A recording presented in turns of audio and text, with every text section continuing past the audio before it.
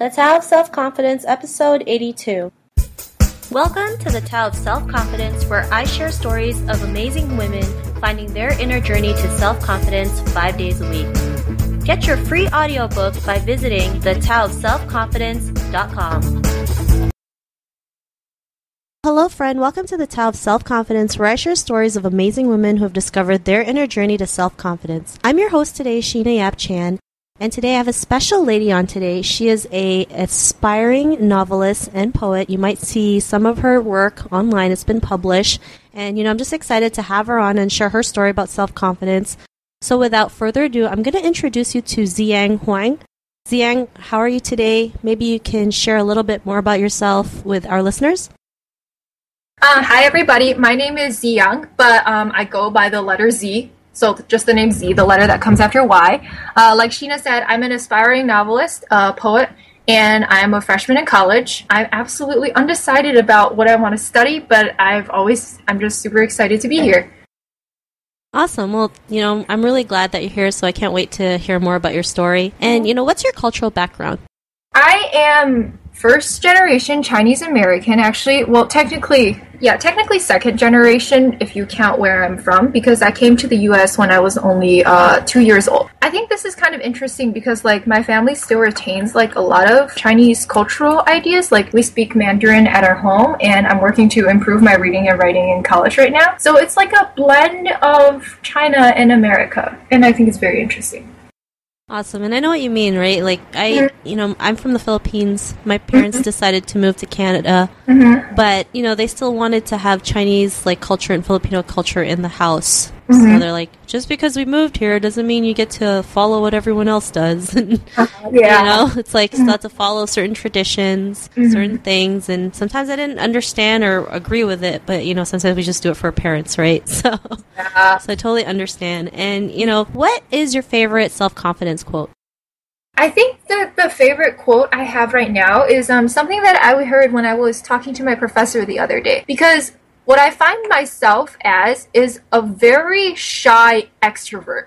And this creates a great deal of frustration, contradiction, and straight up anxiety in my life. Because there will be a lot of times when I'm bursting to say something and I'm bursting to interact with people, but then at the same time, I'm so shy that I can't do it. And what she said is that, it's basically a waste of brain space when you think of anxious, negative, or self-deprecating thoughts, right? Because in that space in your brain, you could have, 1, filled it up with something positive, or 2, because I'm always studying, filled it up with some actual knowledge of school, rather than choosing to worry or be anxious or something like that. And so that's the biggest quote that I've ever heard. I like that, and it's so true, right? We always worry about the worst things that could happen, and it takes the same amount of energy to think something positive instead of something negative. So, to anyone's listening to this, I've been guilty of it too. I always think, well, what if this happens and that happens? And I think of every negative situation that could happen, thinking, I can quickly change that to something positive, and I feel a lot better. So, I really love that quote. Thanks for sharing that. And, how would you define self-confidence? So, my definition of self-confidence is something that comes in 2 layers. I think the first layer is something that we as a society focus a lot on. We focus on, loving yourself for who you are, valuing your own image, being able to accept yourself, and but we see it on a very superficial level. We see things like movies that constantly demonstrate not so pretty looking girl getting a makeover, and suddenly she becomes super confident in herself because she looks better now. But for me, at least, I think that I recently discovered that there's a deeper layer to self-confidence too, because I think that the first layer, it's very easy to fake. I do competitive public speaking and I do pageantry and things like that, and it's very easy to just stand up tall, smile, wave your arms, and just look like you're having the time of your life and appear like a very confident person. But the second layer of self-confidence, and this is something that I've only recently discovered through the transition to college, is just that it's appreciating your accomplishments on a true level. Because I think that all of us, we have accomplishments and we have done things that are truly incredible. It's just that as a person, a lot of the times you don't feel that way. So especially when you're surrounded in an environment where you're surrounded by a lot of high achievers or by a lot of people who are performing well, sometimes you can't look around and just tell yourself, hey, I'm doing really well. So true self-confidence comes from being able to recognize that, one, yes, you are doing very well and that you are accomplished, and two, just being able to accept the fact that you are successful and you are good at what you do. And I think that this is a lifelong journey, because with people, one day you might feel like what you just did was incredible, and the next day you realize that you still have a lot to go. And it's being able to find a paradigm that allows you to reflect accept both of these rather complementary or like seemingly contradictory statements as fact, because they are both true. Awesome. And I like how you mentioned like these layers, because, you know, especially in the media, you know, they have this definition of self-confidence that you always have to be like the most perfect person in the world. Yeah. It's impossible, right? Because for me, I just believe there's no such thing as perfection. You know, we just progress, and self-confidence is something that we work on for the rest of our lives, right? Yeah. Even me, I have the show about self-confidence, but I mean, I still work on myself, right? There's still things that scare me. There's still things that I'm not confident in, but I can be aware of it and be able to work towards it. So I really love that definition you shared. And what was your life like before your discovery of self-confidence?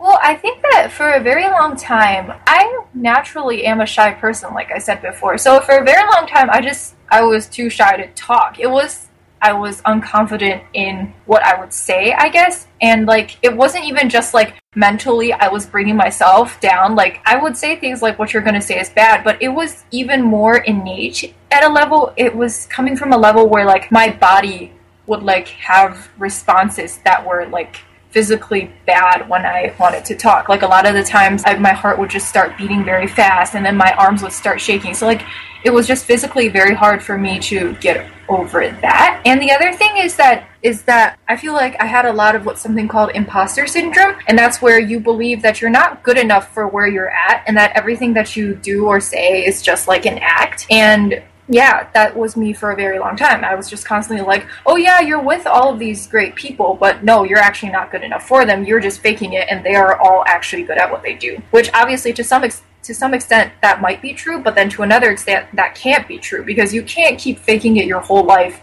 and expect to do well. So there was that aspect too.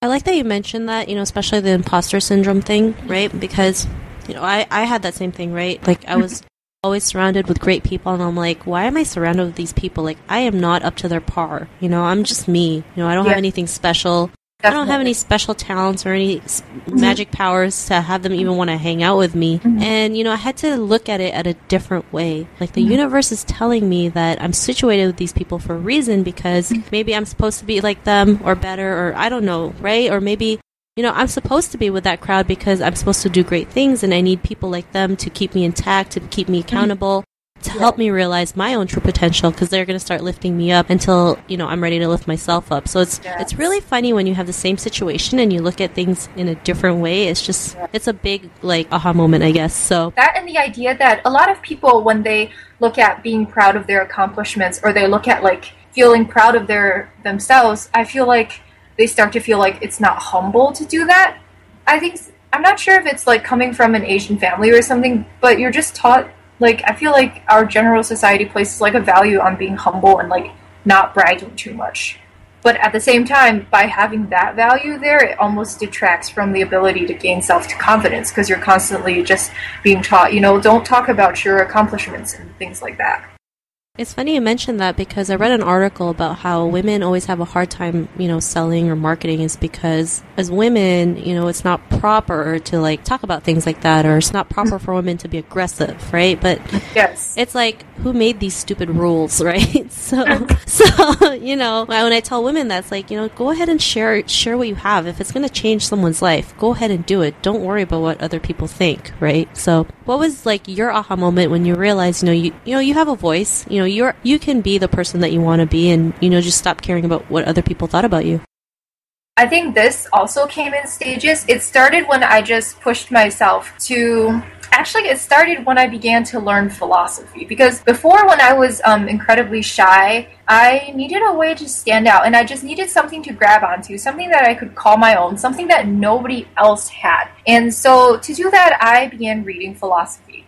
And this was kind of very interesting, because I would constantly tell myself, hey, look at you, you're reading this stuff that's like thousands of years old, it's still relevant today, look at how wise you are. And even though in that moment, I felt like I was kind of being arrogant. It also helped to start sowing the seed of self-confidence in myself, so to speak, because I began realizing, hey, you can learn this thing and you can kind of be exceptional. And then after philosophy for a while, I kind of developed like a mini philosophical theory, and I started doing like competitive public speaking based on that theory. It sounds kind of like fancy now, but basically it was just a way for me to get more comfortable speaking in front of big crowds and to just get more comfortable saying whatever it is that I wanted to say. And after I did that for a while, I moved to, what would you say, pageantry. There was a pageant in my area and I just signed up for it. And even though I was not very good at the modeling part, I killed the question, like, because in pageants they always ask you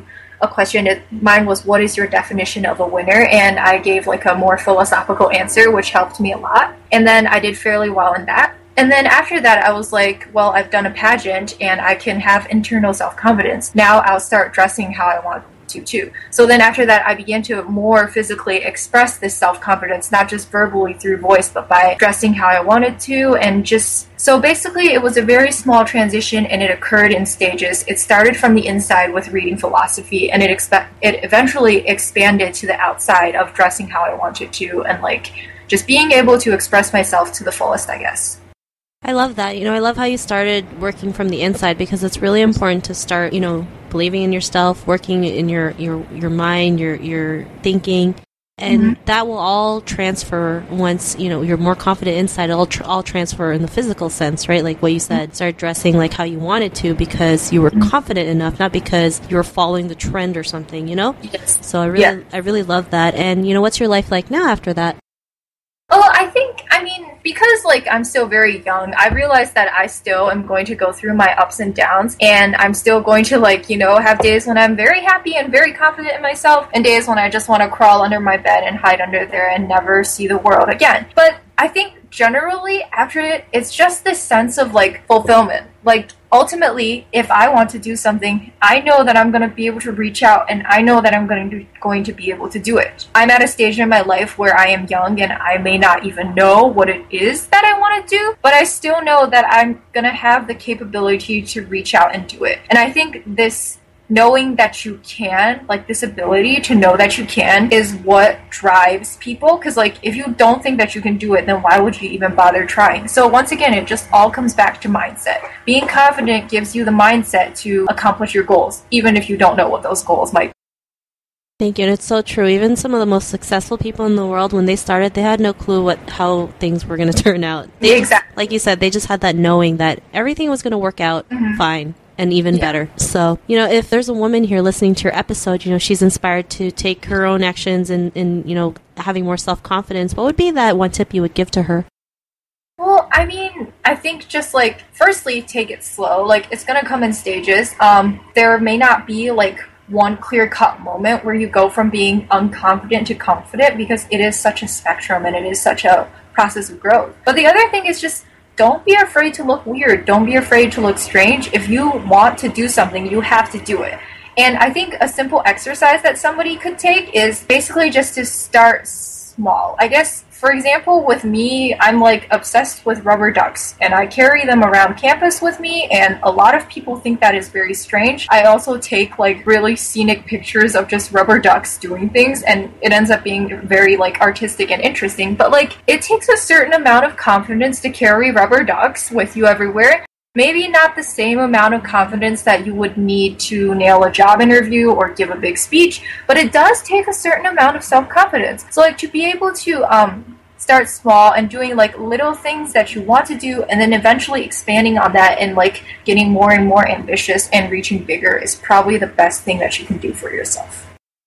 I really love that advice. Sometimes you do have to start small, because if you don't appreciate these small little acts, how are you going to expect to appreciate the bigger things in life? So I really like that. And you carrying the rubber ducks, I don't think it's weird, right? You just have your own thing. And really, what is weird, right? No one really knows. Someone who even invented that, right? So I always tell people, that when they say something that's not normal, I'm well, who decided what's normal and what's not normal? Right? So, I think that's a great way to start, questioning people, because then it's then they get stumped. Exactly. There's no such thing as normal. Normal is just society's ideal version of normal that nobody can achieve. For sure, right? Yes. So, Z, if our listeners want to get to know a little bit more about you, maybe want to read some of the work that you've done online, is there any websites or any social media profiles we can connect with? So you can follow me on my Instagram at HuangZ97. That's like HuangZii. And then I think it's just, yeah, so I think it is at HuangZii and then just 97.